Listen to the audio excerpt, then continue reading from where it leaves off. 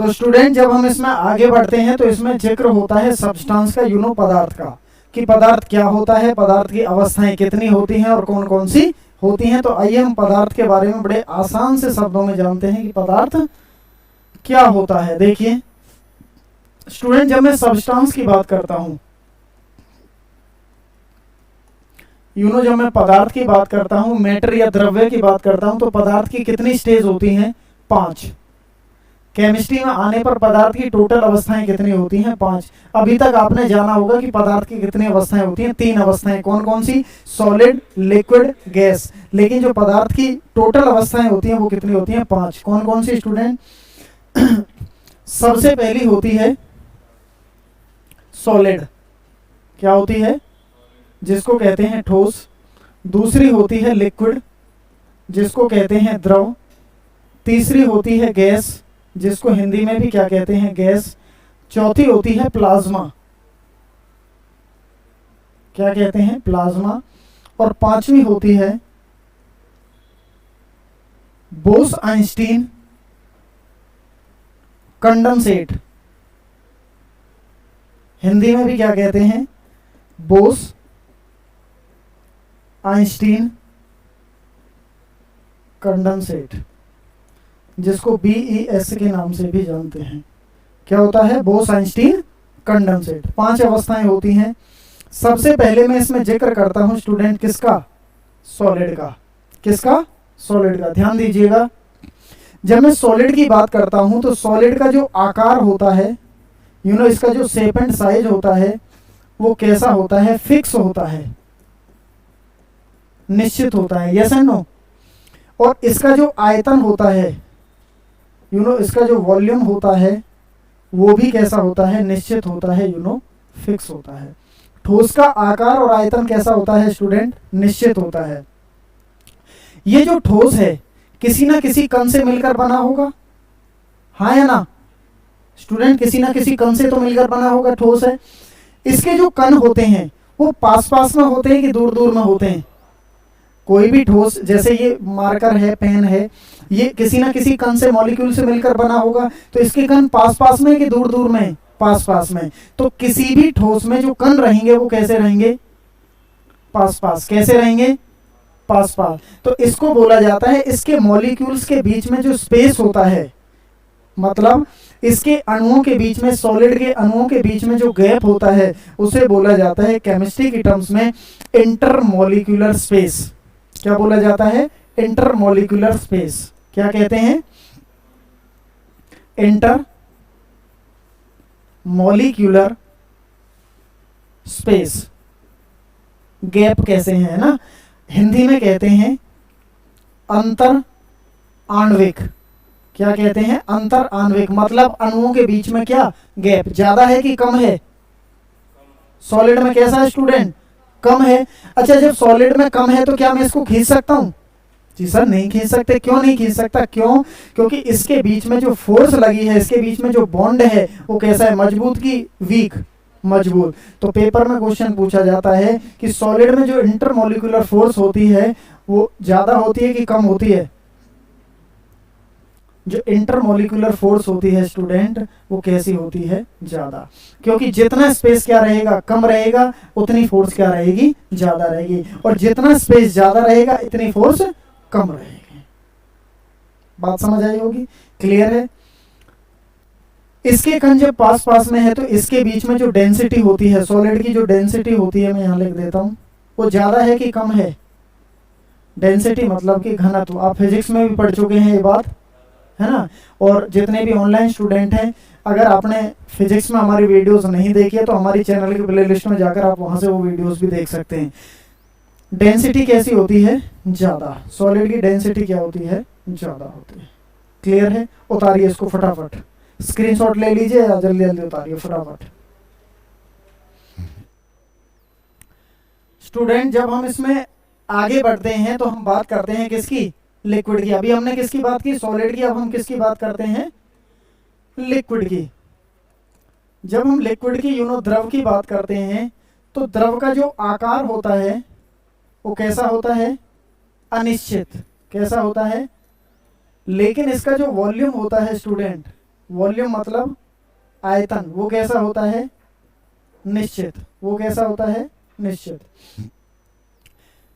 इसकी जो डेंसिटी होती है वो कैसी होती है स्टूडेंट? कम। सॉलिड की डेंसिटी कैसी होती थी? ज्यादा। सॉलिड का जो घनत्व होता था वो कैसा होता था? ज्यादा, लेकिन इसकी डेंसिटी कम। द्रव के बीच में जो इंटरमोलिक्यूलर फोर्स होती है, इंटरमोलिक्यूलर फोर्स, वो कैसी होती है? कम। लेकिन इसके बीच में जो स्पेस होता है क्या होता है? ज्यादा।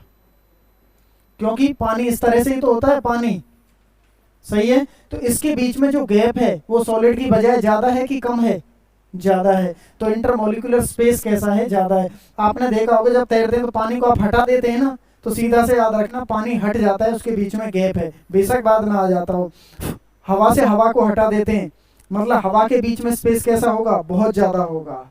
तो क्लियर है? तो इसकी डेंसिटी कैसी होती है? कम होती है। क्लियर है? जब हम आगे बढ़ते हैं तो इसमें जिक्र आता है स्टूडेंट गैस का। किसका? गैस का। गैस का जो आकार होता है या आयतन वॉल्यूम होता है वो अनिश्चित होते हैं दोनों। कैसे होते हैं? अनिश्चित होते हैं। और इसकी जो डेंसिटी होती है वो कैसी होती है? बताओ। कम। डेंसिटी कैसी होती है? कम। और इसके बीच में जो इंटरमोलिक्यूलर फोर्स होती है, हिंदी में कहते हैं अंतर आणविक बल, वो कैसा होता है? बहुत कम। और अंतर आणविक जो स्पेस होता है वो कैसा होता है? ज्यादा होता है। गैस के में कैसा होता है? ज्यादा होता है। उतारो फटाफट इसको, स्क्रीन शॉट ले लीजिए स्टूडेंट। जब हम इसमें आगे जिक्र करते हैं स्टूडेंट, इसको हम यहां पीछे दिख रहा है, मैं पीडीएफ फाइल भेज दूंगा आपके पास इसकी पूरी की पूरी की, ठीक है ना? देखो भाई,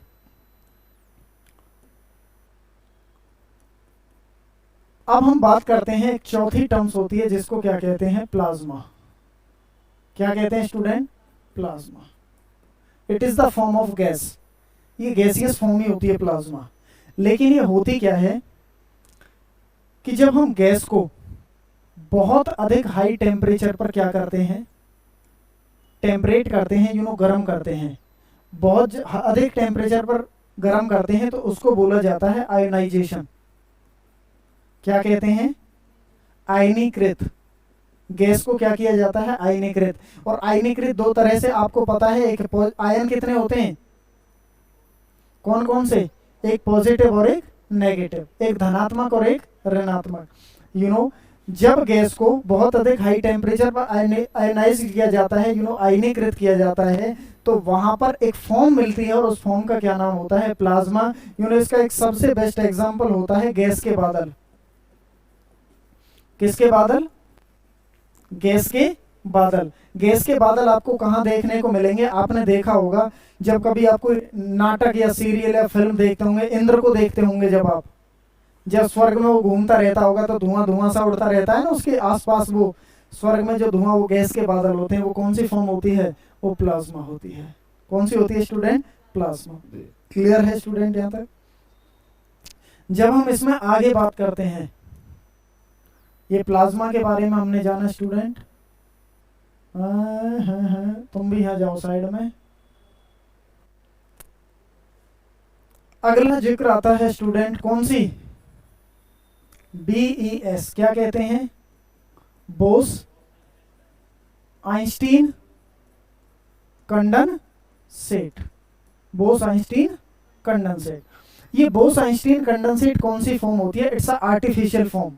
दो वैज्ञानिक हुए, एक का नाम था सत्येंद्र नाथ बोस। क्या नाम था?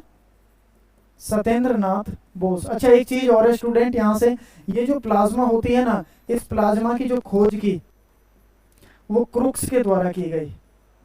किसके द्वारा? क्रुक्स के द्वारा। और इसे जो नाम दिया गया कि भी इसका नाम क्या होगा? प्लाज्मा होगा, वो लैंगम्यूर के द्वारा दिया गया। किसके द्वारा? लैंगम्यूर के द्वारा दिया गया। ऐसे ही जो बोस आइंस्टीन कंडेंसेट है, सत्येंद्र नाथ बोस और एक वैज्ञानिक दूसरे कौन से हुए? आइंस्टीन। इन महानुभाव को तो आप जानते ही होंगे, है ना? हाँ, ये तो अलग ही है। ठीक है, सत्येंद्र नाथ बोस और आइंस्टीन के द्वारा किसकी खोज की? बीएस। होता क्या है, बोस आइंस्टीन कंडेंसेट फॉर्म है कौन सी? इसने, इन दोनों वैज्ञानिकों ने ना एक कण की खोज की, और उस कण का क्या नाम था स्टूडेंट? उसका नाम था हिग्स बोसोन। क्या नाम था? Higgs boson. क्या नाम था? या कहीं कहीं आपको ये हिंडन बोसोन भी लिखा मिल सकता है। क्या? हिंडन बोसोन। हिंडन बोसोन, ऐसे हिंडन बोसोन। हिग्स बोसोन एक कण था, हिंडन बोसोन एक कण था। इन्होंने कहा कि पूरी के पूरे यूनिवर्स की जो उत्पत्ति हुई है, पूरी की पूरी पृथ्वी की संरचना, किसी भी चीज की संरचना, पूरे के पूरे यूनिवर्स की जो संरचना हुई है, वो मात्र केवल कौन से कण से हुई है? यूनिवर्स का जो ओरिजिन हुआ है, पूरे संपूर्ण जगत की जो उत्पत्ति हुई है, वो कौन से कण से हुई है? एक पार्टिकल। कौन सा पार्टिकल है? कौन सा कण है? Higgs boson. क्या नाम है जी इस कण का? Higgs boson. इन्होंने बताया कि इसको गॉड पार्टिकल के नाम से जाना गया। किस नाम से? God particle. कि गॉड, गॉड का मतलब भगवान, परमात्मा। Yes and no? मतलब ये जो कण है, पूरी की पूरी सृष्टि की रचना इस कण से हुई है, और इस कण को क्या नाम दे दिया? गॉड पार्टिकल नाम दे दिया। अब किसी ने पूछा कि भाई ये कण कहां से आया? ये कण भी तो आया होगा कहीं ना कहीं से। तो उन्होंने हाथ खड़े कर दिए कि भाई ये कण नहीं है, ये तो कौन है? गॉड पार्टिकल है। ये कौन है? God particle. असल में होता क्या है स्टूडेंट, कि हम उन चीजों को, हम उन विदेशी चीजों को मान लेते हैं, जिनको पेटेंट, जिनको लिख देते हैं, जिन पर मोहर मार के दे देते हैं। ये आपने सुना होगा, आपके माता पिता, आपके दादा दादाजी, आपके ऋषि महामुनि संत शुरुआती दौर से कहते आ रहे हैं एक बात कि कण कण में कौन है? भगवान है। कण कण में कौन है? भगवान है। लेकिन हमने नहीं माना। लेकिन इन्होंने भी क्या कहा कि ये भी कौन है? कण का गॉड पार्टिकल के नाम से जाना गया। तो याद रखना कि कण कण में कौन है? परमात्मा है। इनका मान लिया, लेकिन अपना हमने नहीं माना। बहुत सारी चीजों में जब एटम का जिक्र होगा, इसमें परमाणु का जिक्र होगा, वो आप देखेंगे एटॉमिक थ्योरी जो दी गई वो जॉन डाल्टन के द्वारा कहा जाता है। किसके द्वारा? John Dalton. परमाणु का सिद्धांत जो दिया वो जॉन डाल्टन ने दिया। लेकिन उससे बहुत साल पहले, बहुत वर्ष पहले एक यहाँ पे ऋषि हुए थे, उनका नाम था महर्षि कणाद। क्या नाम था? महर्षि कणाद। वो एटम के बारे में बता चुके थे। जो बातें महर्षि कणाद ने बताई थी, एजा कॉपी पेस्ट किसने मार दिया? जॉन डाल्टन ने मार दिया। लेकिन उसने लिख के पेटेंट दे दिया, वो मान लिया, उसने मोहर लगा दी। लेकिन यहाँ के लिखते नहीं है इंडियन के। बड़े बड़े वैज्ञानिक, बड़े बड़े ऋषि संत महात्मा यहाँ पे हुए हैं। क्लियर है? तो हमें अपनी संस्कृति पे क्या होना चाहिए? गर्व होना चाहिए। क्या होना चाहिए? गर्व होना चाहिए। उतारिए फटाफट इसको। तो इसी फॉर्म, अच्छा सुनो भाई, अभी रह तो गया है पे थोड़ा सा। ये जो हिग्स बोसोन कण है स्टूडेंट, इस हिग्स बोसोन कण को इन्होंने माइनस के 273.15 डिग्री सेल्सियस पे कोल्ड किया, ठंडा किया। और माइनस के 273.15 डिग्री सेल्सियस को बोला जाता है परम शून्य ताप। क्या बोला जाता है? परम शून्य ताप। परम शून्य ताप, एब्सोल्यूट जीरो टेम्परेचर। इंग्लिश में क्या कहते हैं स्टूडेंट? Absolute zero temperature. कि वह तापमान जिससे कम किसी भी तापमान को किया ही नहीं जा सकता है, that is called absolute zero temperature. तो इस हिग्स बोसोन कण को इन्होंने माइनस 273.15 डिग्री सेल्सियस तक ठंडा किया, और एक स्टेज निकल के आई, और उस स्टेज को क्या नाम दे दिया इन्होंने क्या नाम दे दिया? Bose Einstein condensate. पेपर में क्वेश्चन पूछेगा कि पदार्थ की टोटल अवस्थाएं कितनी होती हैं, तो कितनी अवस्थाएं होती हैं? 5। पदार्थ की मुख्य रूप से कितनी अवस्थाएं होती हैं? 3। कौन कौन सी? Solid, liquid, gas. Solid, liquid, gas. पूछेगा कि नेचुरल अवस्थाएं कितनी होती हैं? 4। Solid, liquid, gas, plasma. पूछेगा कि आर्टिफिशियल कितनी होती हैं? 1। कौन सी? Bose Einstein condensate. टोटल अवस्थाएं 5, नेचुरल 4, मुख्य रूप से 3 और आर्टिफिशियल 1। ये सारी चीजें मैं आपको बता दिया है। उतारिए फटाफट इसका स्क्रीनशॉट लीजिए, और आप ऑफलाइन वाले उतारिए फटाफट स्टूडेंट। है।